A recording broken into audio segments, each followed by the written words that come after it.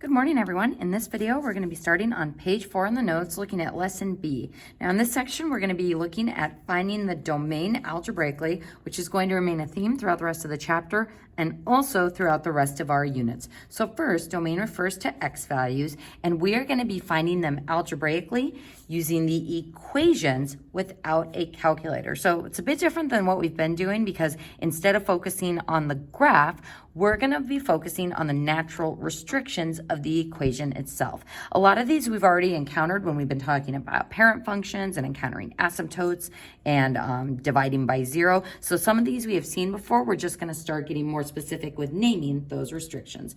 So folks, looking at this first problem, we've got f of x equals 2x squared over x minus 3, and we want to find f of 3. So I have plugged in 3. Following PEMDAS, we would square the 3 first, then multiply by 2, which gives us 18, and 3 minus 3 is 0. And 18 divided by 0 is undefined.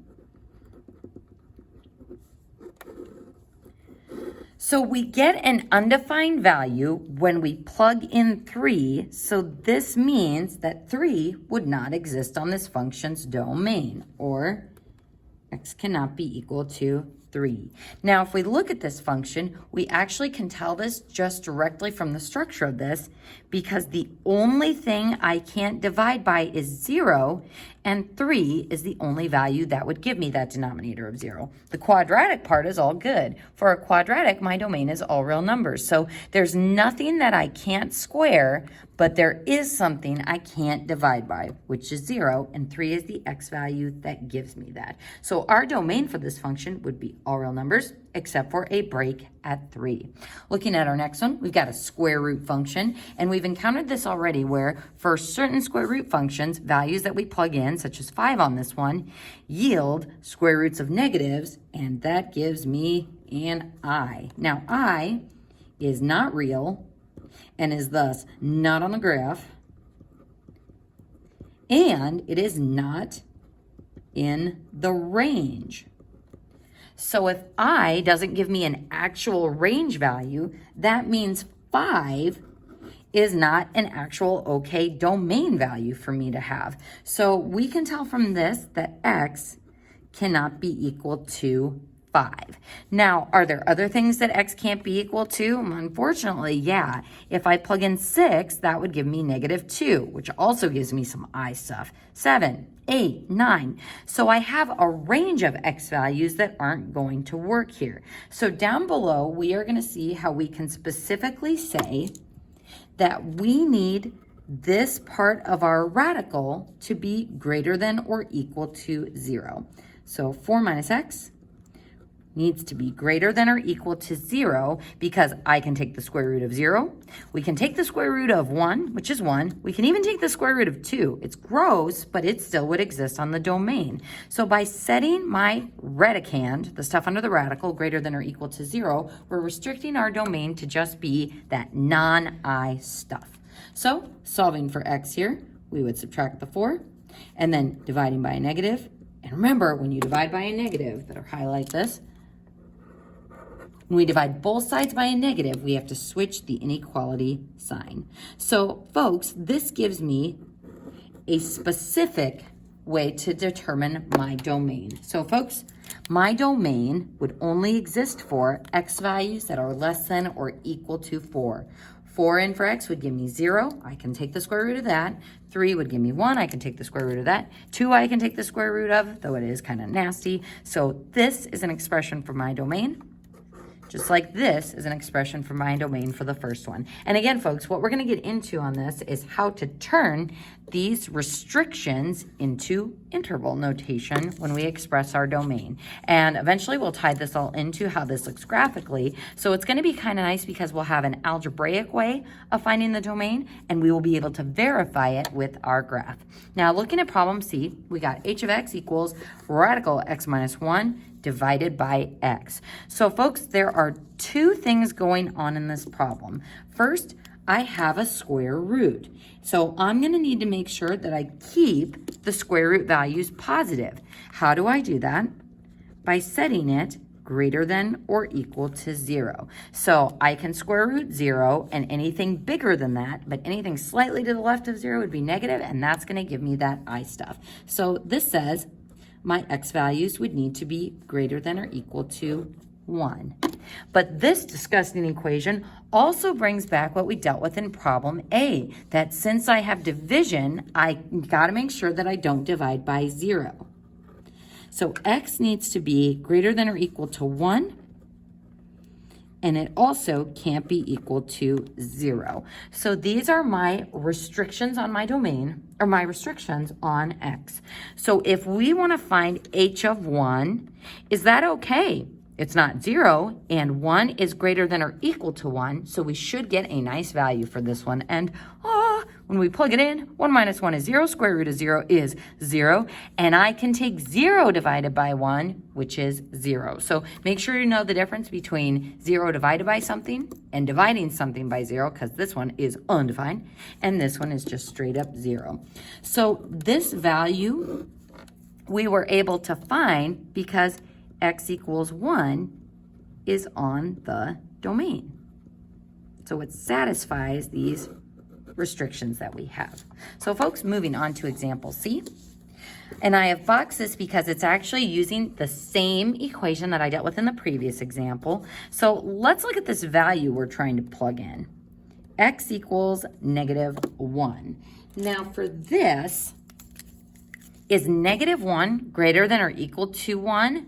That's going to be a no. So not greater than or equal to 1. So that's a problem. It isn't equal to 0, so it's okay by our denominator restriction, but this shows me that I'm probably going to have a problem when I plug this into the square root. So negative 1 minus 1 is negative 2. Wah, wah. And this gives me I rad 2 over negative 1. Yeah, I can find this algebraically. It's not very pretty. So this is what that function value gives me. But since this is not real, this would not exist on our range, and thus this is not on our domain.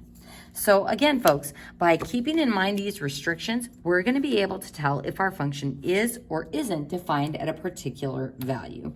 Now, folks, on these last few problems, I have a little note that we can use our calculators on these because it involves the natural log and base E function. And again, folks, I've kind of been saying the past couple of chapters that we're going to be getting heavily into these in Unit 6, but it is good that we introduce some of this stuff now so you're familiar with them when it rolls around later. So first, if I want to find g of 2, we plug 2 in for the x, and negative 5 plus 2 is negative 3. So on our calculators, if we were to take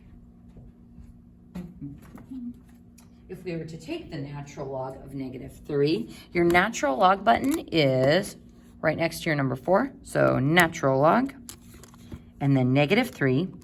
And my calculator tells me error, non-real answers.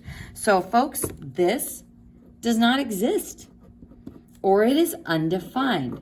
So what we know is that 2 is not an okay x value for us to have. But what we're going to find when we get into these in Unit 6 is that it's not just 2, it actually is anything that makes the inside of the log less than or equal to 0. So folks, later on, I call this the answer part of the log. So if this was log base B of the answer, we specify that A, or the answer part of the log, needs to be greater than 0. So you can go ahead and put a little cloud around this, because that is a restriction we're going to work on in Unit 6. So if I were to apply that restriction, though, this would say that this part, the negative 5 plus x, needs to be greater than 0. So negative 5 plus x needs to be greater than 0. And so x would need to be greater than 5.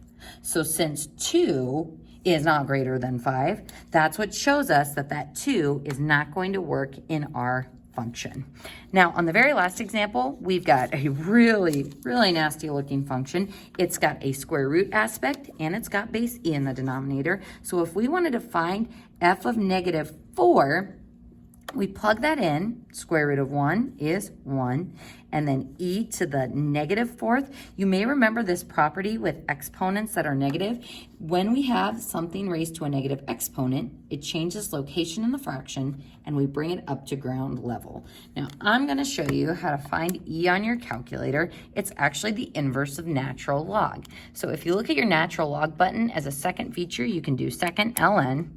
And that gives you my base e, and it prompts me to put in a power. And if I put in that power of 4, I get a not so friendly decimal, but just because it's nasty doesn't mean it doesn't exist on our range. So 54.6 is a viable range value, which means negative 4 is a viable domain value.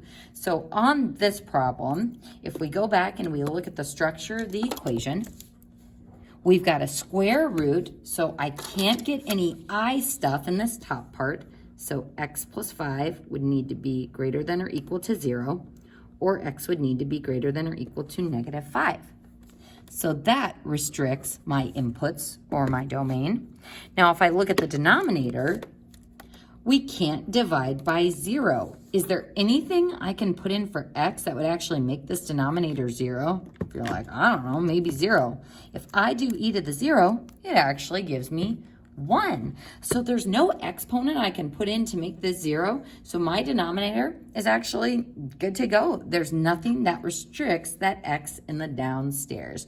So negative 5 is the only thing that restricts my function. And because negative 4 is greater than or equal to negative 5, that exists on the domain. So negative 4 is on the domain.